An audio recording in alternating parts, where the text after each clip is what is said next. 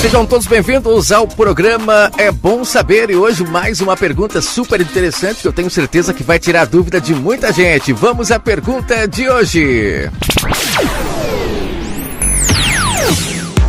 A pergunta de hoje ela é sobre a Santa Ceia, uma pergunta muito polêmica e muito interessante para ficar esclarecida na mente de muitos irmãos. Quem enviou foi a nossa irmã lá do Ceará e ela quer saber um pouco melhor sobre a ceia. Afinal de contas, ela diz que muitos pastores dizem que se não tomar a ceia é arriscado a pessoa perder até a salvação. É interessante nós entendermos sobre esse assunto que está tirando o sono de muita gente. Vamos nos libertar, pessoal. Vamos à resposta a partir de agora. Maravilha, meus irmãos, maravilha. Essa pergunta ela é interessantíssima e eu tenho certeza que depois de hoje o seu entendimento sobre a ceia irá mudar. Quem enviou essa pergunta foi a irmã Adriana, ela é do Ceará, mas eu tenho certeza que muitas pessoas têm dúvidas sobre esse assunto. E nós temos certeza que depois de hoje você vai poder entender claramente sobre esse assunto e sendo assim nunca mais será presa fácil na mão desses homens que se utilizam de versos isolados, de passagens isoladas para trazer o entendimento para as pessoas e principalmente entendimento carnal, não compreendem das coisas espirituais. Hoje você terá um entendimento espiritual sobre a ceia. As passagens onde a ceia acontece de fato, elas estão em Mateus 26, do verso 26 ao 29, Marcos 14, do verso 22 ao 25 e Lucas 22, do verso 19 ao 20. Todas essas passagens, elas nos relatam a história de quando acontece de fato a ceia entre o Messias e os seus discípulos. O que acontece ali? Vamos ler. Primeiramente, eu quero ler a passagem que geralmente os líderes religiosos leem, que está em Lucas 22. E por que eles leem mais esta passagem? Porque ela está mais favorável para que as pessoas participem da ceia. Mas é claro que nós vamos ler as outras passagens também para você perceber que tem um detalhe ali muito importante que muitas pessoas não percebem. Até porque praticamente não se lê essas outras passagens, apenas Lucas 22. Em Lucas 22, a partir do verso 19, diz o seguinte: E tomando o pão, havendo dado graças, partiu e deu-lhe, dizendo: Isto é o meu corpo, que por vós é dado. Fazei isto em memória de mim. Verso 20. Semelhantemente, tomou o cálice, depois da ceia, dizendo: Este cálice é o Novo Testamento do meu sangue, que é derramado por vós. Até aqui não tem nenhuma novidade. Eu creio que você já está cansado de ouvir esses versos aqui no dia da ceia. Agora vamos ler o que está escrito nas outras passagens para você perceber que tem algo de diferente nessas outras passagens. E é claro, depois de lermos, nós iremos renovar o nosso entendimento para perceber que tudo aquilo que o Messias fez ali já aconteceu no madeira e que hoje na graça não é necessário mais praticarmos mais aquilo, porque afinal de contas o Messias estava praticando aquilo na época da carne. E é necessário entender, enquanto o Messias está em carne, a época da carne não se findou, ela só se finda no madeiro, e a partir do madeiro começa-se o mundo espiritual. Calma que você vai entender tudo até o final dessa resposta. Vamos ler agora as outras passagens para nós entendermos o que tem lá de diferente que em Lucas 22 não tem. No verso 26 de Mateus 26, ele começa fazendo a mesma declaração. Enquanto comiam, Jesus tomou o pão, abençoando-o, partiu e deu aos seus discípulos e disse: Tomai e comei, isto é o meu corpo. Até aí nada diferente. No verso 27 ele diz: E tomando o cálice e dando graças, deu-lhe, dizendo: Bebei dele todos. E no verso 28 ele diz: Porque isto é meu sangue, o sangue do Novo Testamento. Olha só, ele estava tomando um vinho ali naquele momento e dizendo: Este é uma sombra do Novo Testamento, do sangue do Novo Testamento.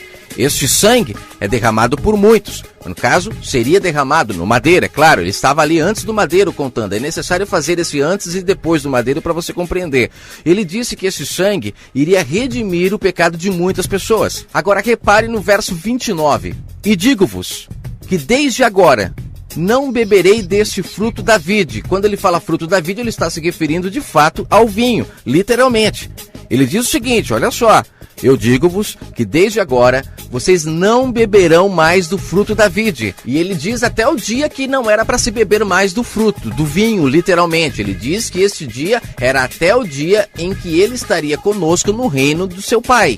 Leia o verso 29 de Mateus 26. E digo-vos que desde agora não bebereis desse fruto da vide, até aquele dia em que beba novamente no reino de meu Pai, junto comigo. Eu sei que depois de ouvir isso você está pensando, mas eu nunca li essa parte. Por que eu nunca li? É porque o sistema ele manipula os textos que eles querem que vocês leiam e os que eles não querem que vocês leiam. Agora vamos ler a outra passagem, que é Marcos 14, onde acontece a mesma história. Você vai ver que ali também é comentado que não é mais para tomar desse vinho, até o dia de quando? O dia de todos nos encontrarmos com o Pai em seu reino. É claro que nós temos que entender o porquê que não era mais para tomar daquele vinho. É porque aquele vinho, ele era sombra das coisas futuras. Sombra. Lá não era a realidade. Lá o povo era carnal. O Messias estava utilizando o vinho físico, o pão físico, para mostrar a eles o mundo espiritual. Era difícil de eles compreenderem que o Messias, ele era o pão.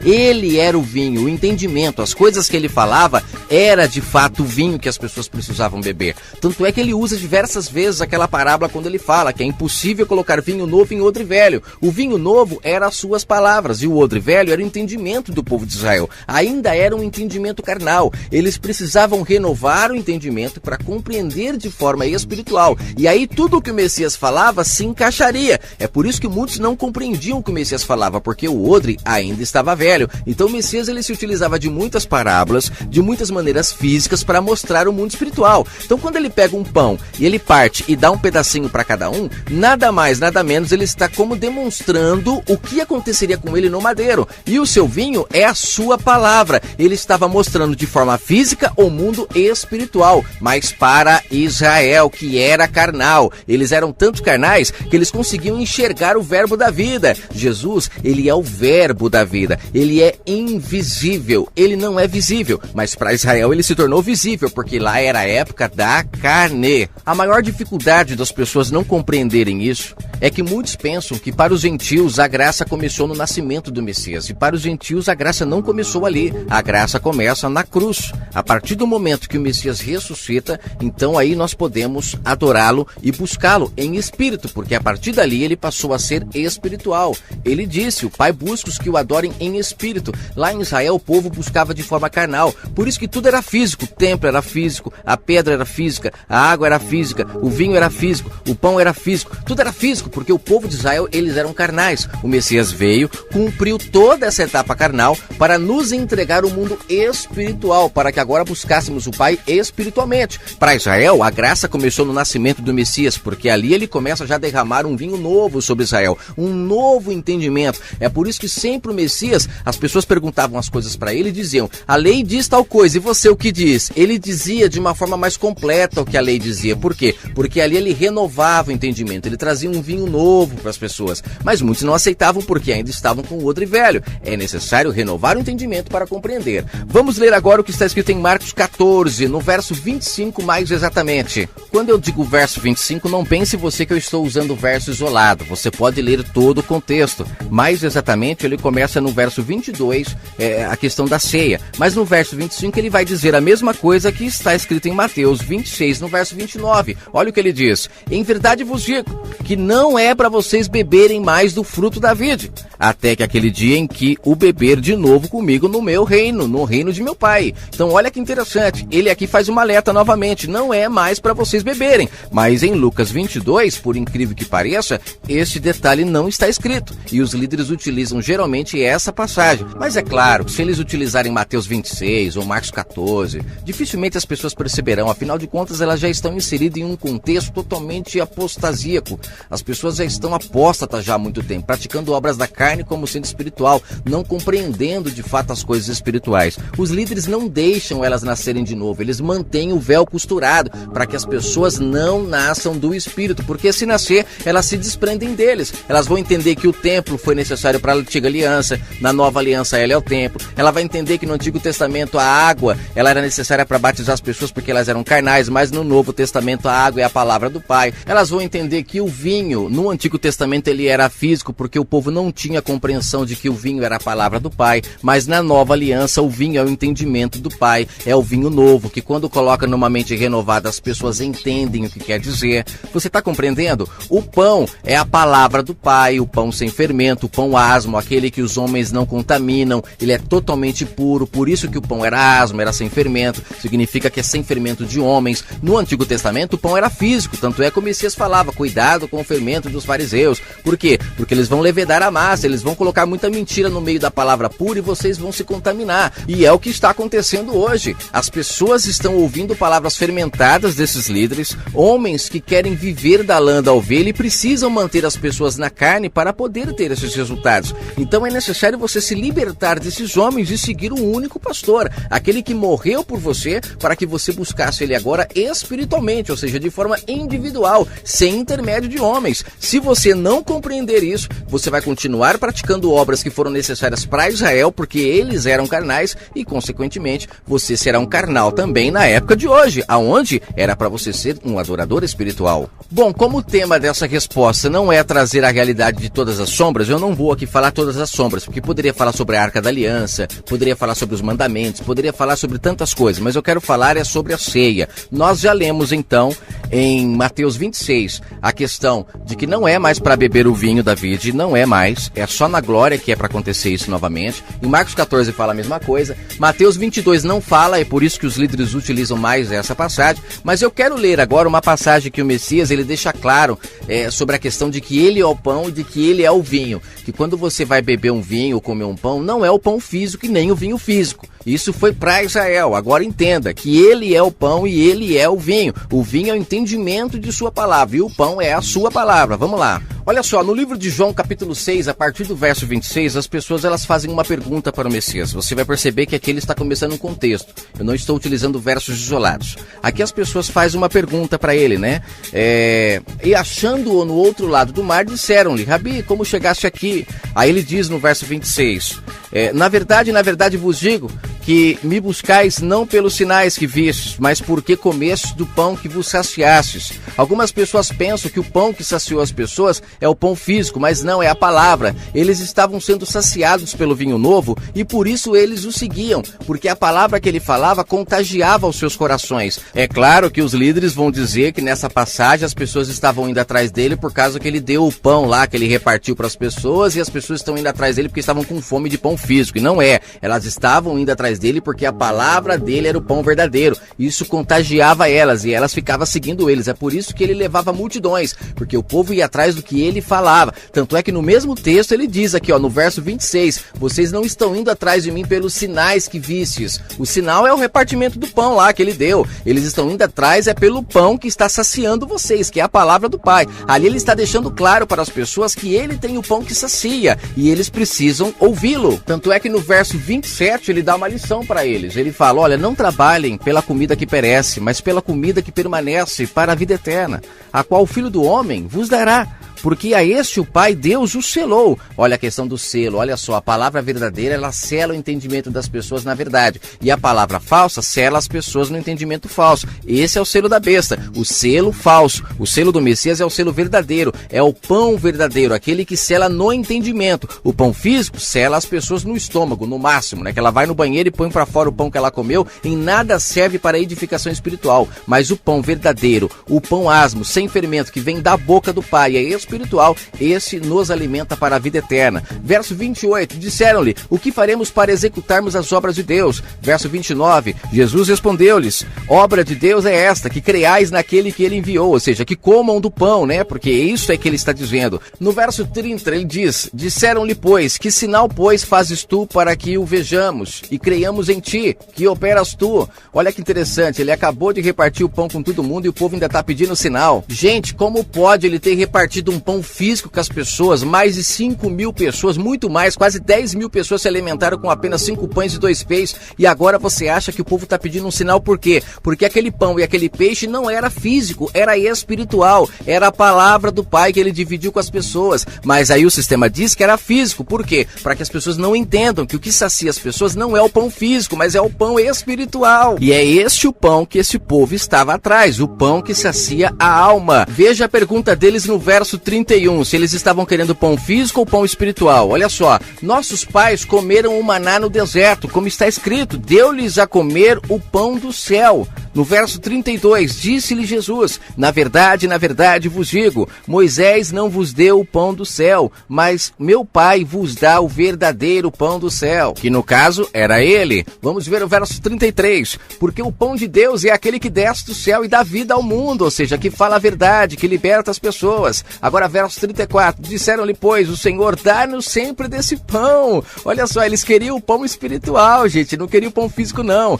Aí no verso 35 ele diz, eu sou o pão da vida, aquele que vem a mim não terá mais fome espiritual. Quem crê em mim nunca mais terá mais sede, sede espiritual. Para não me estender muito, vamos ler agora a partir do verso 48. Ele está falando a mesma coisa até o verso 48. Ele não mudou o assunto, mas no verso 48 ele se aprofunda mais. Olha o que ele diz. Eu sou o pão da vida. Ou seja, você que está comendo pão físico aí, cuidado, hein? Ele está dizendo que o pão é ele, é espiritual. Aí talvez você diga, não, mas eu como só de uma forma simbólica. Cuidado. Fazendo assim, você está tirando do seu entendimento que de fato é o pão verdadeiro. E muitas das vezes você está vazio desse pão e naquele dia não adianta chorar. Você preferiu ouvir os falsos cristos. Ele diz no verso 49, vossos pais comeram maná no deserto e morreram. Esse é o pão que desce do céu, para que o dele comer não morra. Eu sou o pão vivo que desceu do céu. Se alguém comer desse pão, viverá para sempre. E o pão que eu der é a minha carne, e eu darei pela vida do mundo. Opa, olha o que ele disse aqui. O pão que eu der é a minha carne, e eu darei pela vida do mundo. Ou seja, a ceia lá com os discípulos é a sua carne que seria derramada no madeiro, não é o pão físico. Acorde, gente. Agora no verso 52 você vai perceber o porquê que o Messias na ceia ele pegou um pão físico para representar ele. Olha como aquele povo era carnal. Olha o que eles perguntaram no verso 52 de João 6.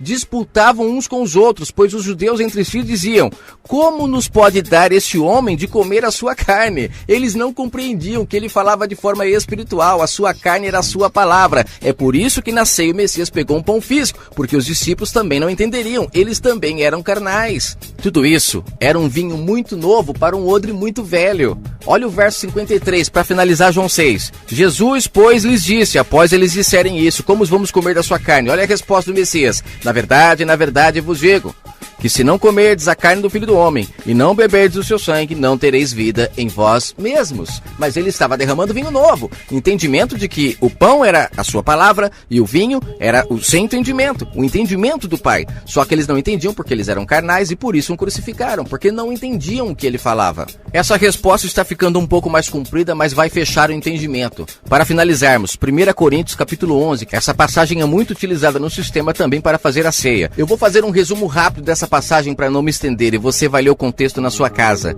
Aqui Paulo está chamando a atenção das pessoas porque elas estavam se reunindo não para melhor e sim para pior. Você vai perceber que hoje nos templos religiosos nada mudou. Aqui eles estavam fazendo uma ceia. Paulo não estava nesse dia, ele mandou uma carta. Se você ler o último versículo do capítulo 11 de 1 Coríntios, você vai ver que Paulo fala que quando eles estivessem com eles, ele explicaria melhor sobre essa situação. Então ele mandou uma carta, ele não estava ceando com o povo. Ali o povo estava se reunindo para comer, comida, qualquer comida. E de repente eles estavam comendo tudo e deixando poucos para as pessoas que não tinham nada. Tipo, os ricos comiam tudo que eles levavam e os pobres ficavam sem comer. E Paulo vem e chama a atenção. Ele diz, vocês não entenderam nada do que aconteceu no madeiro. E nisso ele dá uma advertência para o povo. No madeiro, o Messias, ele se entregou pelo mundo, por amor ao mundo. Ele entregou a sua vida. E vocês não são capazes de repartir um prato de comida com o próximo. É isso que ele está alertando. Ali ele utiliza a ceia que o Messias fez com seus discípulos para lembrar ao povo que o Messias se entregou por amor a eles. E eles não estavam sendo capazes de fazer nada pelo próximo.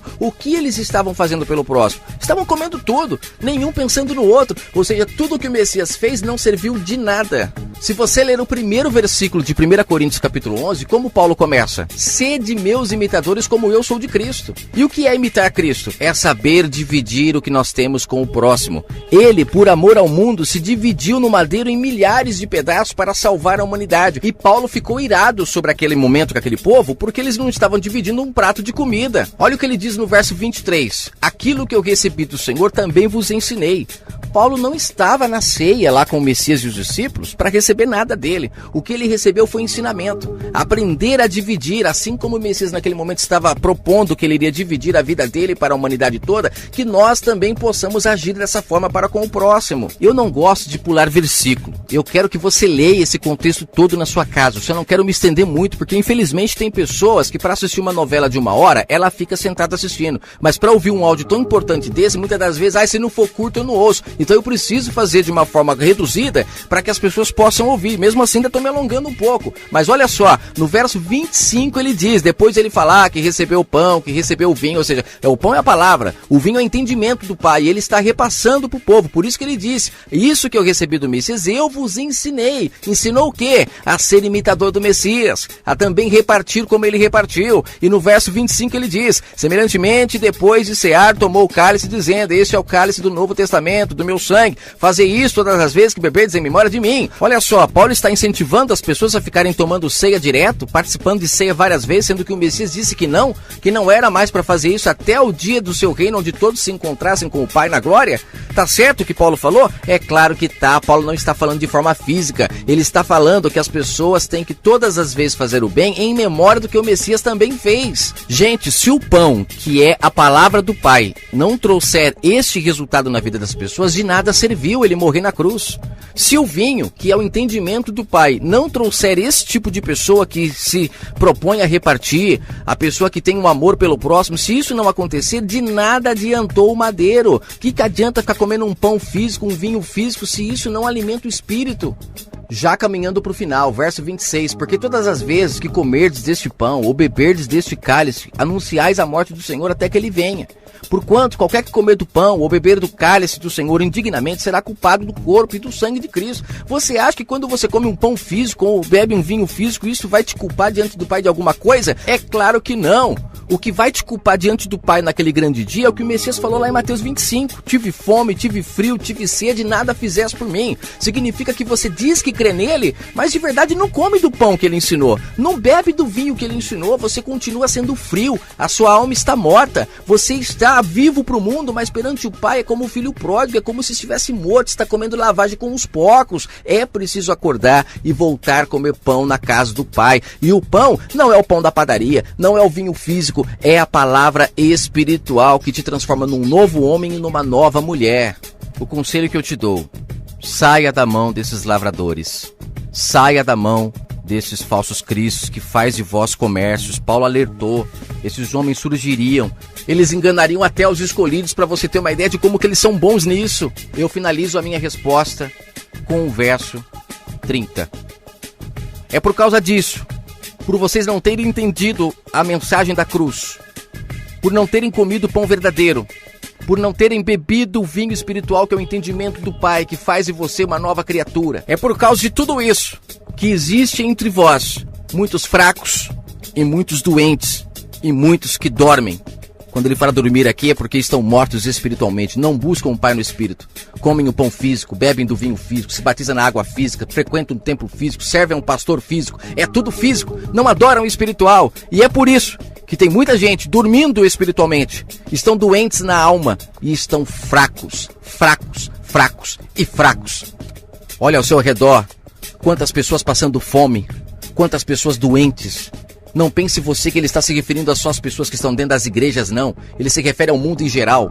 O mundo em geral não comeu desse pão e não bebeu desse vinho ainda porque os líderes não deixam. Você precisa empregar força, sair fora desse sistema, buscar um Pai no Espírito, e você vai perceber que você vai começar a ajudar o seu vizinho, o seu filho, a sua mãe, a sua avó, a sua tia. E quando você precisar de uma mão amiga, você terá. Você não está plantando em terra estéril, porque plantar no sistema religioso é plantar em terra estéril. Quando você precisa, eles nunca te ajudam. Fica doente no hospital para ver se vai um líder te visitar. Eles não querem saber de você, eles só querem saber da sua lã. Vá buscar o verdadeiro pastor que está escrito em João 10, aquele que morreu por você, que deu a vida por você no madeiro. E se você comer do pão que ele ensinou, da sua palavra, e beber do seu vinho, do seu entendimento com o odre renovado, você viverá eternamente.